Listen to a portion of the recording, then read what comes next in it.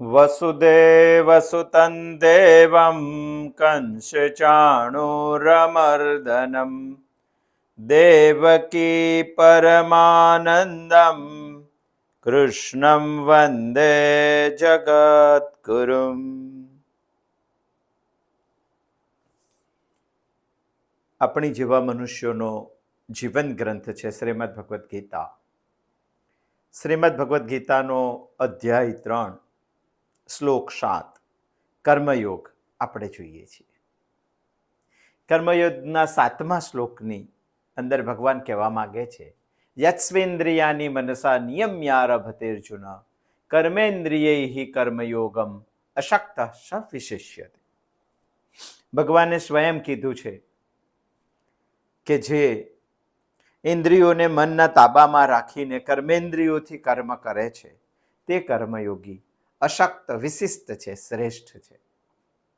આ દુનિયાનો સૌથી શ્રેષ્ઠ અશક્ત શ્રીમદ ભગવદ્ ગીતાનો ગાનાર ભગવાન શ્રી કૃષ્ણ છે. માટે આપણે આ શ્લોકની શરૂઆતમાં જન્માષ્ટમી પહેલા ભગવાન શ્રી કૃષ્ણ કઈ રીતે અશક્ત છે એ વાત આપણે જોઈ. પરંતુ આ શ્લોકને સમજતા પહેલા આપણે તે પણ જોયું કે આ દુનિયામાં 3 પ્રકારના લોકો છે. એક છે દ્રઢ જ્ઞાનવાળા, આ આપણે જોઈ ગયું છે.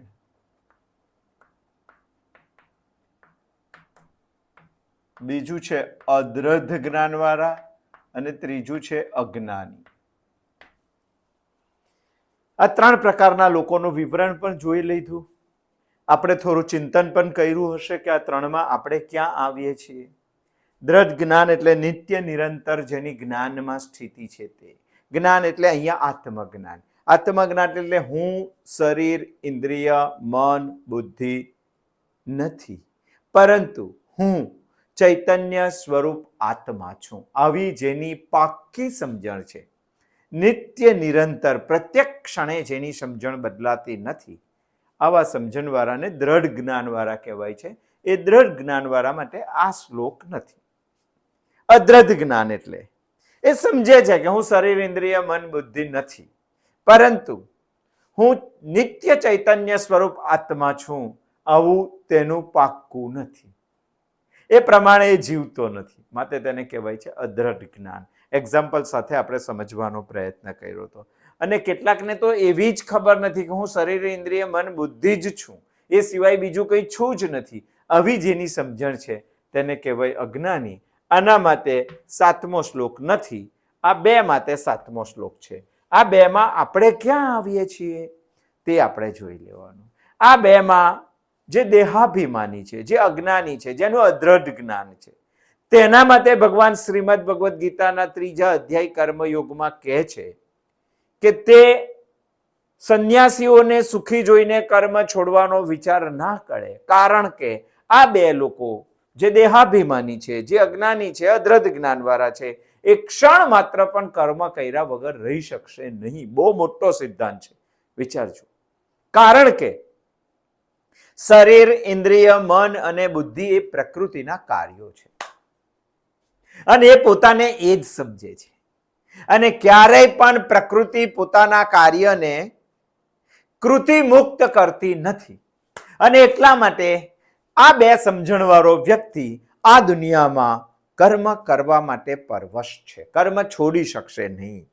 અર્જુને યુદ્ધ છોડવાની વાત કરીને માટે ભગવાન આ લોજિક કહે છે.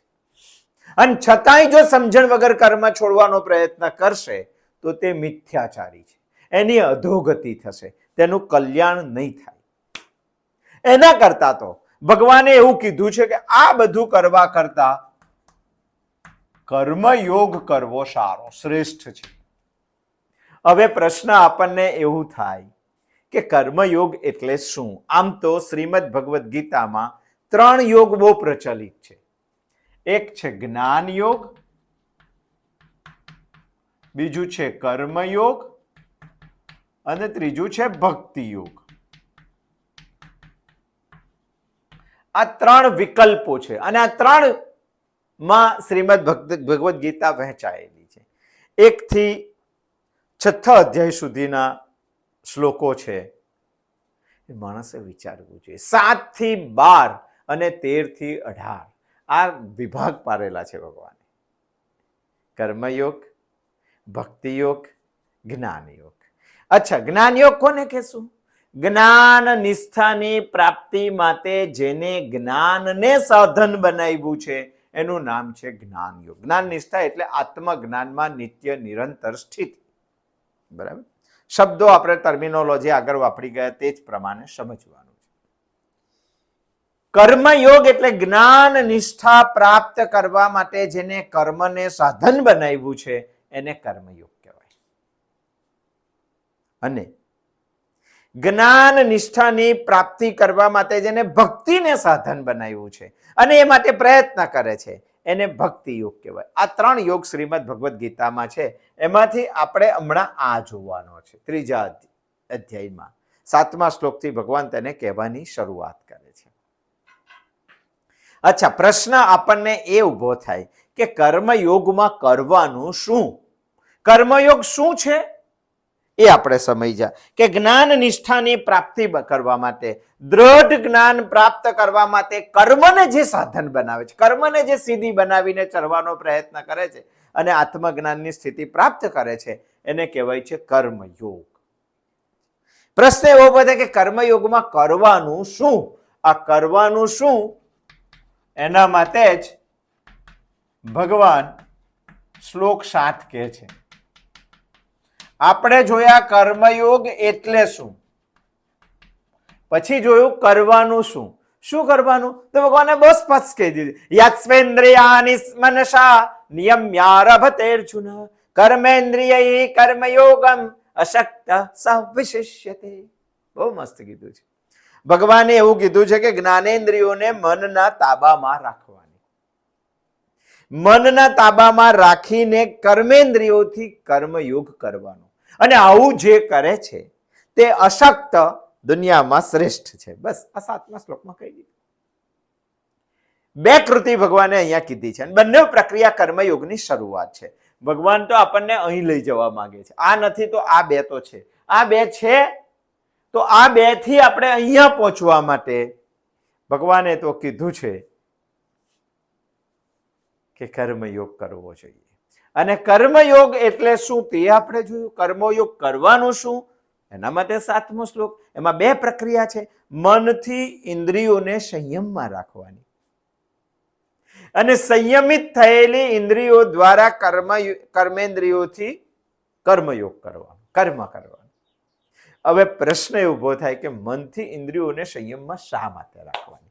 એટલા માટે રાખવાની કે પ્રત્યેક ઇન્દ્રિય જે કર્મ કરે છે એ પ્રત્યેક ઇન્દ્રિયના કર્મની મન ઉપર છાપ પડે છે, જેને આપણે સંસ્કાર કહીએ છીએ. અને જેવો છાપ પડે, જેવું સંસ્કાર પડે તેવું આપણું મન બને. અને મન જો માત્ર વિષય ચિંતન કર્યા કરશે તો વિષય ચિંતનના જ સંસ્કાર તેના ઉપર પડશે અને માત્ર વિષયોના ચિંતન કરવા વાળું મન મિથ્યાચારી બની જશે. અને એટલા જ માટે શ્રીમદ ભગવદ્ ગીતા ઇન્વર્ટેડ કોમામાં અહીંયા આપણને કહેવા માંગે છે કે ચિંતન બદલો, વિષય ચિંતન છોડો, ગીતા ચિંતન કરો.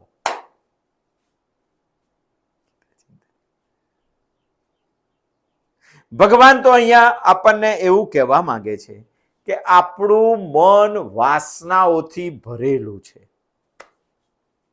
આપણે વાસનાના ગુલામ છીએ. એ ધારે તે આપણા પાસે કરાવી શકે છે.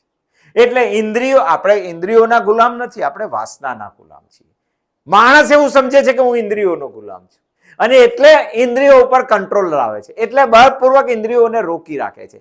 ઇન્દ્રિયોને નિર્ભર બનાવવાથી કાં તો ઇન્દ્રિયોમાં ભાંગફોડ કરવાથી મન ક્યારેય મજબૂત બનવાનું નથી. પરંતુ એ ઇન્દ્રિયોને મનના તાબામાં રાખવાની છે. જો તાબામાં રાખવાની હોય તો મન મજબૂત જોઈએ, મન સુસંસ્કૃત જોઈએ. ઇન્દ્રિયોને આપણે એવા વિષયમાં જવા દેવાની જેનાથી મન પોતાના આપણા જીવનનું લક્ષ્ય ભૂલી ના જાય.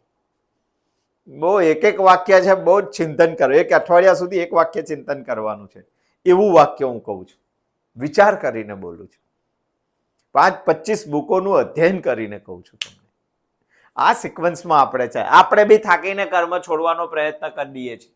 ભગવાન કહે છે કે કર્મ ક્યારેય નહીં છૂટે, કારણ કે તું તને પ્રકૃતિનું કાર્ય સમજે છે. પ્રકૃતિજન્ય ગુણૈ તને હેરાન કરશે, તું પરવશ છે. અને છતાંય જો છોડવાનો પ્રયત્ન કર્યો તો મિથ્યાચારી બનશે. તો કરવાનું શું? તો કર્મયોગ કરવાનું. શું છે કર્મયોગ? આપણે સમજી જાય. શું કરવાનું કર્મયોગમાં? ભગવાન કહે છે 7મા શ્લોકમાં. અને આ કરવા માટે આવું શા માટે કરવાનું? મનના સંયમમાં ઇન્દ્રિયોને શા માટે લાવવાની? ઇન્દ્રિયોને એવા જ વિષયમાં, કારણ કે ઇન્દ્રિયો જે કૃતિ કરે છે એની છાપ, એનો સંસ્કાર મન ઉપર પડે છે.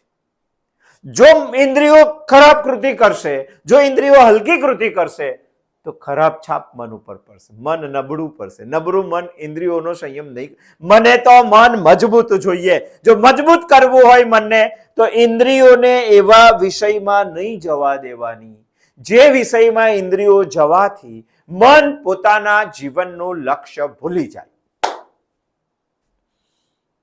10 ચિંતન આ વિષય ઉપર લેવા જોઈએ, પણ મર્યાદા છે. તો એ 30 વર્ષ તમને વધારે લાગે છે, મને વધારે લાગે છે, એટલે થોડું ફાસ્ટ પણ ચાલવું જોઈએ. એટલે એક વાક્ય હું 2 વાર બોલું છું. ઇન્દ્રિયોને મનના તાબામાં લાવવા માટે મનને મજબૂત કરવું પડે. અહીંયા એ જ વિષય છે. યત્સ્વ ઇન્દ્રિયાની મનસા નિયમ્યારભતે અર્જુન. હે અર્જુન, અમને સંયમમાં રાખવાની છે. તો મન મજબૂત જોઈએ. મજબૂત બનાવવા માટે સારી છાપ ને સારા સંસ્કાર જોઈએ. સારી છાપ ને સારા સંસ્કાર પાડવા હોય તો ઇન્દ્રિયોને સારા વિષયોમાં લઈ જવાની, ઈશ્વર ચિંતનમાં લઈ જવાની, ગીતા ચિંતનમાં લઈ જવાની. અને તઈ નહીં જવા દો તો મનને એ પોતાનું લક્ષ્ય ભૂલાવી દેશે. મન ઉપર સત્સંસ્કાર પડવા જોઈએ.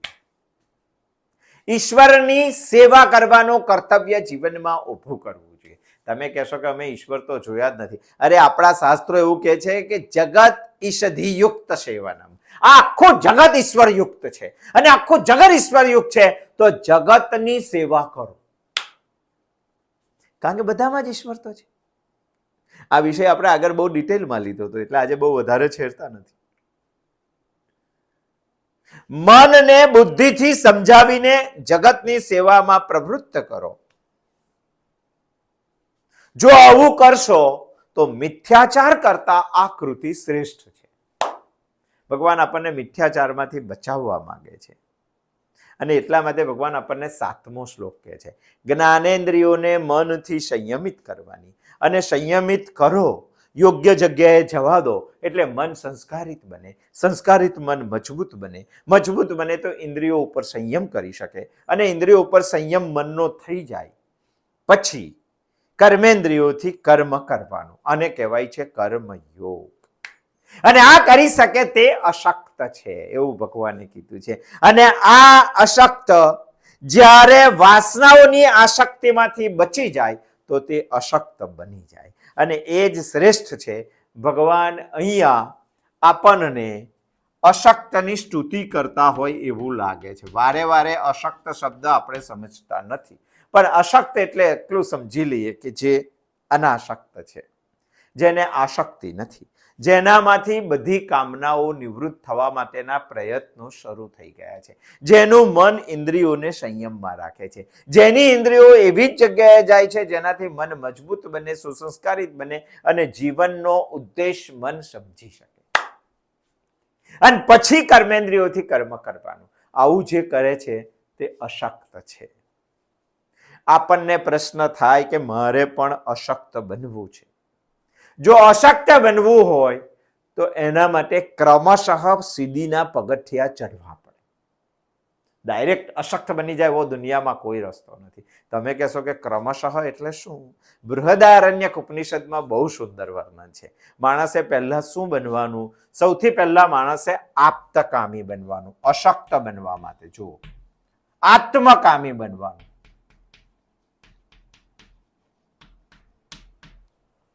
તમે કહેશો કે આત્મકામી એટલે આપણે તો અશક્ત બનવા માટેનો રસ્તો વિચારવો છે. તમે કહેશો કે આત્મકામી એટલે શું? આત્મકામી એટલે જેના મનમાં આત્માને જાણવાની ઈચ્છા જાગૃત થઈ ચૂકી છે તેવો, જેની કામના આત્માને જાણવા માટે છે, જેને પોતાના સ્વના રૂપને જાણવું છે, તે છે આત્મકામી. આત્માને જાણવાની ઈચ્છા સૌથી પહેલા નિર્માણ થવી જોઈએ. તમે કહેશો કે આ ઈચ્છા કઈ રીતે નિર્માણ થાય? આત્માને જાણવાની ઈચ્છા. પ્રશ્ન એ ઉભો થાય, હવે આપણે એકડ એકથી શરૂઆત કરીએ. ચાલો, અશક્ત પહોંચવા માટે, આત્મકામી બનવા માટે આત્માને જાણવાની ઈચ્છા ઊભી થવી જોઈએ. ચાલો, ઈચ્છા કેવી રીતે ઊભી થાય? એનો જવાબ છે શ્રીમદ આદ્ય શંકરાચાર્યજીએ સાધન પંચકમ નામનું એક 5 મંત્રોનું સ્તોત્ર લખેલું છે. એ વાંચવું છે. એમાંનો પહેલો જે 4 લીટીનો મંત્ર છે એ આત્મકામી બનવા માટેનો જ છે. મને આત્માને જાણવાની ઈચ્છા કેવી રીતે થાય? બહુ સુંદર વાત કરેલી છે એમાં, બહુ સુંદર. આપણે તો હજુ ક્રમશઃ અહીંયા પહોંચવું છે, અને ક્રમશઃ અહીંયા પહોંચવું હોય તો પહેલું આપણે આત્મકામી બનવું પડે. આત્માને જાણવાની ઈચ્છા, તે બનવા માટે સાધન પંચકમનો પહેલો શ્લોક આપણે સમજવો જોઈએ.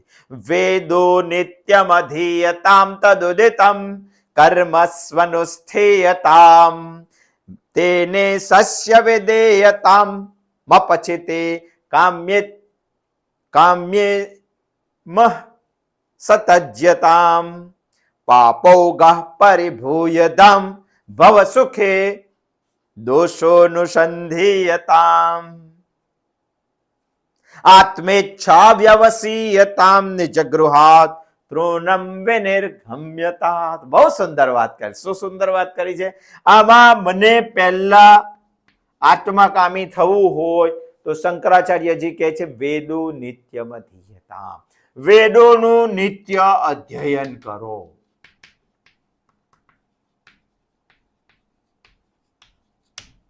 કરીએ છીએ આપણે? વેદોનો સ્વાધ્યાય કરીએ છીએ, વેદોનું નિત્ય અધ્યયન કરીએ છીએ? જો ના કરતા હોય તો શ્રીમદ ભગવદ ગીતા આખી કંઠસ્થ હોય ને, કોઈ મતલબ નથી. મારે આત્મકામી બનવું છે. આત્મકામી બનવા માટે મારા શાસ્ત્રો એવું કે છે, મારા આચાર્યો એવું કે છે કે પહેલા તો વેદોનું નિત્ય અધ્યયન કરવું પડે. અને વેદોના નિત્ય અધ્યયન માટે જ આ દેશમાં પ્રત્યેક ગામમાં એક ઋષિનું તપોવન હતું. અને એ તપોવનમાં વેદોના અધ્યયનની પૂર્વ ભૂમિકા માટે જ પાણીની વ્યાકરણ સૌથી પહેલા ભણાવતા હતા. આજે કોઈ પાણીની વ્યાકરણના સૂત્રો બોલે ને, 5000 સૂત્રો છે, 4000 સૂત્રો છે, અને જો બોલવા માંડે ને તો આપણને એવું લાગે ઓહો, અરે આ તો ઋષિના તપોવનનો દેશી હિસાબ હતો. ક ખ ગ ઘ જે ભણીએ છીએ એ દેશી હિસાબ હતો. અને પછી વેદોનું અધ્યયન આવે, અને પછી વેદોનું નિત્ય અધ્યયન આવે. આપણે ક્યાં કરીએ છીએ? આપણે આત્મકામી કેવી રીતે બનશું? અશક્ત બનવા માટેનું પહેલું પગથિયું છે આત્મકામી. વેદો નિત્યમ અધીયતામ તદુદિતમ કર્મસ્વનુષ્ઠીયતામ.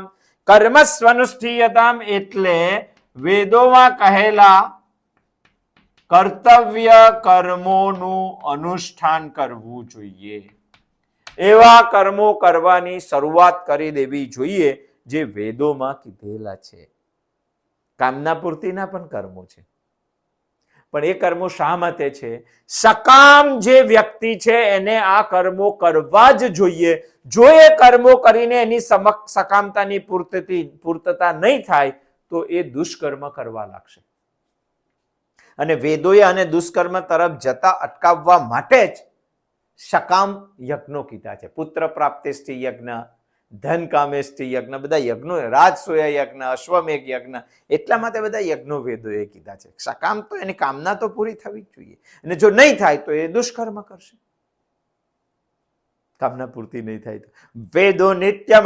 મારે એટલું ઉઠાવવાનું છે કે જીવનમાં મારે વેદોનું અધ્યયન કરવાનું છે, અને વેદોએ કીધેલા કર્તવ્ય કર્મો કરવાના. બીજો મુદ્દો, તેને સસ્ય વિધેયતામ અપચિતે. એનો મતલબ આ કર્મ પુષ્પોથી ઈશ્વર પૂજન કરવાનું છે. બહુ ડિટેલમાં છે, તો એક એક વાત ઉપર એક એક ચિંતન થવું જોઈએ. પણ આ તો શોર્ટમાં સમજાવું, તમને ઇન્ડેક્સ જ આપું છું આ ચિંતનમાં. તો પહેલા તો વેદોનું અધ્યયન થવું જોઈએ, બીજું વેદોમાં કહેલા કર્મો થવા જોઈએ, કર્તવ્ય કર્મો, ત્રીજું જે કર્મો તમે કરો છો એ કર્મ પુષ્પોથી ઈશ્વરનું પૂજન કરવું જોઈએ. તો શું થશે? કામે મસ્તસ્ય ત્યજ્યતામ, ત્યાર પછી તમારા કામના કર્મો જે છે, સકામ કર્મો જે છે, એમાંથી મન બુદ્ધિ પરત ફરશે, પાછી વળશે. આવું કરશો, કર્મોથી તમે ઈશ્વરનું પૂજન કરશો એટલે તમારા મન અને બુદ્ધિ પાછી ફરશે. પછી શું થવાનું? પાપો ઘ પરિધોયતામ, આ થવાથી તમારા પાપ ધોવાશે, પાપ ખલાસ થશે. જે શબ્દ વાપરવો હોય તે વાપરો, પાપ બરશે. જો કેટલું ક્રમશઃ શંકરાચાર્યજીએ આપણને સમજાવ્યું છે. પછી શું થશે? ભવ સુખે દોષોનું સંધિયતા, એક વખત પાપ ધોવાયા એટલે આ સંસારના જે સુખો છે એ સંસારના સુખોમાં દોષ છે અને એ દોષ તમને દેખાવા લાગશે. અને એક વખત ભવ સુખે દોષોનું સંધિયતામ થયું, આત્મેચ્છા વ્યવસિતામ, આત્માને જાણવાની ઈચ્છા થશે.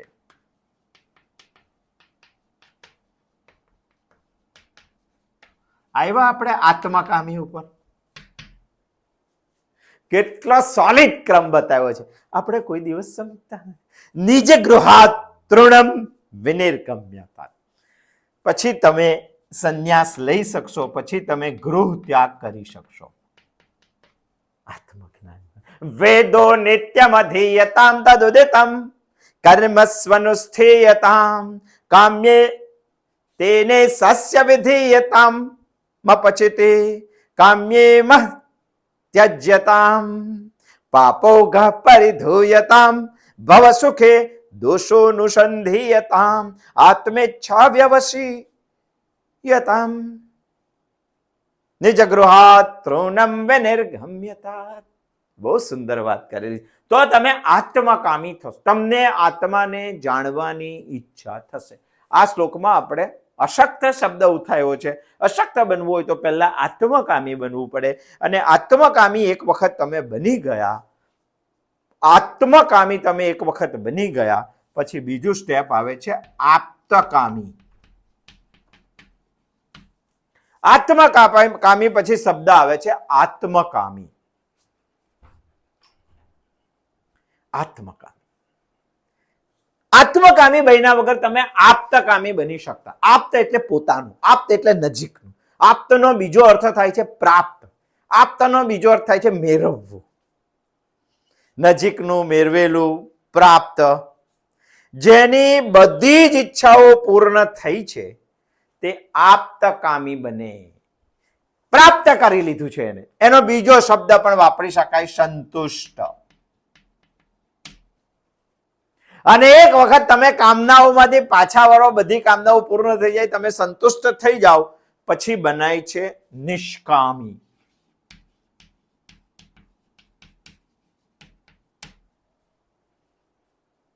જેની જીવનમાં કામનાઓનું નિષ્ક્રમણ કરેલું છે તે નિષ્કામ. નિષ્ક્રમણનો અર્થ થાય છે બહાર કાઢવું અથવા છોડવું. જેના જીવનમાં ઢગલો કામનાઓ હતી પણ આ પગથિયા ક્રોસ કરીને આત્મકામી બનીને, આપ્તકામી બનીને જે નિષ્કામી બને છે, એટલે કે એને એના જીવનમાંથી બધી જ કામનાઓને કાઢી છે બહાર, નિષ્ક્રમણ કરી દીધી છે, છોડી દીધી છે, એને કહેવાય નિષ્કામી. પણ કામનાઓ છોડવા માટે જે પોતાને પૂર્ણ સમજે એને જ એ જ નિષ્કામ બની શકે, બાકી નિષ્કામ ના બની શકે. એનો મતલબ ત્રીજા સ્ટેપ ઉપર તો આત્માની સમજ જીવનમાં આવી જાય, પૂર્ણત્વની સમજ જીવનમાં આવી જાય. અને એક વખત વ્યક્તિ પૂર્ણ છે એવું એને ખબર પડે તો એ નિષ્કામી બને. પણ નિષ્કામીથી અટકતું નથી. એના પછીની ચોથું સ્ટેપ છે અકામી. બૃહદારણ્યક ઉપનિષદમાં બહુ સુંદર આનું વર્ણન છે. અકામી એટલે કામના વગરના, જેને એક પણ કામના હવે જીવનમાં બચેલી નથી. સ્થિત પ્રજ્ઞ, જેના પ્રાણ હવે ઉત્ક્રમણ કરશે નહીં, જેનો હવે બીજો જન્મ થવાનો નથી, જે મુક્ત જ છે, જે મોક્ષને પ્રાપ્ત કરી ચૂકેલો છે, જે બ્રહ્મ સ્વરૂપ સ્થિતિમાં પહોંચી ગયેલો છે. આવા જે મહાપુરુષના પ્રયત્નો છે એને કહેવાય છે અકામી. અને આ બધી પ્રક્રિયા કરો ત્યારે ભગવાન કહે છે કે એની શરૂઆત અશક્તથી થઈ જવી જોઈએ. એટલા માટે અહીંયા શબ્દ વાપરેલો છે અશક્ત. યત્સ્વેન્દ્રિયાની મનસા નિયમ્યારભતેર્જુન કર્મેન્દ્રિય કર્મયોગમ અશક્ત સ વિશિષ્યતે. આ શ્રેષ્ઠ છે. ભગવાને તેમને સ્તુતિ કરેલી છે અશક્તની. જે કામના છોડવાનો ક્રમિક પ્રયત્ન કરે છે એને ભગવાન અહીંયા અશક્ત કહે છે. આ શ્લોકમાં ભગવાનનું કહેવું બહુ સ્પષ્ટ છે કે દ્રઢ જ્ઞાનવાળાને આ શ્લોકની જરૂર નથી, એ ડાયરેક્ટ કર્મ ત્યાગ કરી શકે છે. અદ્રઢ જ્ઞાન અને અજ્ઞાન વાળાએ આ શ્લોક જોવો જોઈએ. જો વિચાર્યા વગર કર્મને છોડી દેશે, એ છોડી નહીં શકે ક્ષણ માટે પણ બળપૂર્વક છોડવાનો પ્રયત્ન કરે તો મિથ્યાચારી બની જશે. મિથ્યાચારી ના બનવું હોય તો અદ્રઢ જ્ઞાન વાળાને ભગવાને કીધું કે એષણાઓનો ત્યાગ કરવાનો. લોકેશના, વિત્તેશના, પુત્રેશના. એષણાઓનો ત્યાગ એટલે ઈચ્છા જ નહીં રાખવાની એવું નહીં. એ ઈચ્છાઓને પાછળ, એ ત્રણ પ્રક્રિયાઓની પાછળ આપણને જબરજસ્ત મોહ હોય. દુર્યોધનને પુત્રેશના કહી શકાય, કારણ કે 100 હતા છતાં જબરજસ્ત મોહ હતો અને મોહમાં અંધ બનીને એ ફસાય છે. પુત્ર ના હોવા જોઈએ એવું નથી કહેતા, પુત્રની ઈચ્છા જ નહીં કરવાની એવું નથી કહેતા.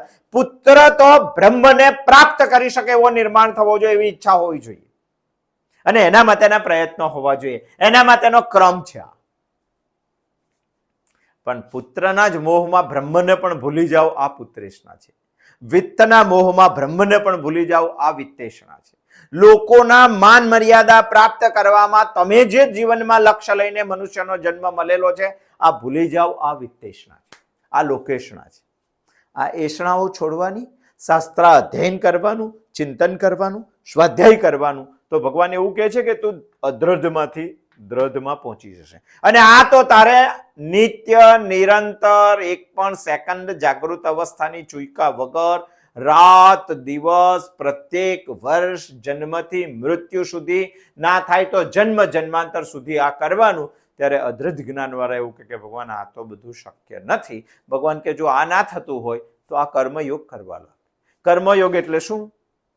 જ્ઞાન નિષ્ઠાની પ્રાપ્તિ માટે જ્યારે માણસ કર્મને સાધન બનાવે છે ત્યારે તેને કર્મયોગ કહેવાય. ભક્તિને સાધન બનાવે છે ત્યારે ભક્તિ યોગ કહેવાય. જ્ઞાનને સાધન બનાવે છે ત્યારે જ્ઞાન યોગ કહેવાય. અહીંયા મારે કર્મયોગની ચર્ચા કરવી છે. તો કર્મયોગમાં કર્મને સાધન કેવી રીતે બનાવવાનું? જો સાધન બનાવવાનું હોય તો ઇન્દ્રિયોને મનના તાબામાં રાખવાની. ઇન્દ્રિયોને મનના તાબામાં કેવી રીતે રાખવાની? આપણે જોયું કે ઇન્દ્રિયો એવી જગ્યાએ જવી જોઈએ જ્યાંથી સારી છાપ લાવીને મન ઉપર પડે. ઇન્દ્રિયોની છાપ કૃતિની મન ઉપર એ સંસ્કાર છે. જો સારા સંસ્કાર બનશે તો મન સુસંસ્કૃત બનશે, મન મજબૂત બનશે અને મજબૂત મન સંયમિત રાખશે ઇન્દ્રિયોને. અને એક વખત ઇન્દ્રિયો સંયમિત રહી અને પછી ઇન્દ્રિયોથી કર્મ કરો, આ કર્મયોગ બની શકશે. નહીં તો સારથી વગરના ઘોડા ગમે ત્યાં દોડશે. બહુ સુંદર સ્પષ્ટતા ભગવાને કીધી છે. એટલે ભગવાને 7મા શ્લોકની અંદર એટલું સુંદર કીધું છે. આપણું મન વાસનાઓથી ભરેલું છે. આપણે બધા ઉલટો રસ્તો અપનાવીએ છીએ. આપણે ઇન્દ્રિયોમાં ભાંગફોડ, ઇન્દ્રિયોને બળજબરી ઉપર રોકવાની, ઇન્દ્રિયોને નિર્ભર બનાવવાની આ પ્રયત્નમાં પડેલા છે. ભગવાન અહીંયા સ્પષ્ટ કહે છે કે એ પ્રયત્ન ના કરશો. મનને મજબૂત બનાવવું હોય તો સારી જગ્યાએ ઇન્દ્રિયો જઈને સારું મટીરિયલ લાવવી જોઈએ, સુસંસ્કૃત મન બને. બીજું, મનને મજબૂત બનાવવું હોય તો જીવનમાં ભગવાન સુધી પહોંચવા માટેનો નાનકડો પણ સંકલ્પ લેવો જોઈએ. જે સંકલ્પ નથી લેતો એનું મન ક્યારેય મજબૂત બનવાનું નથી.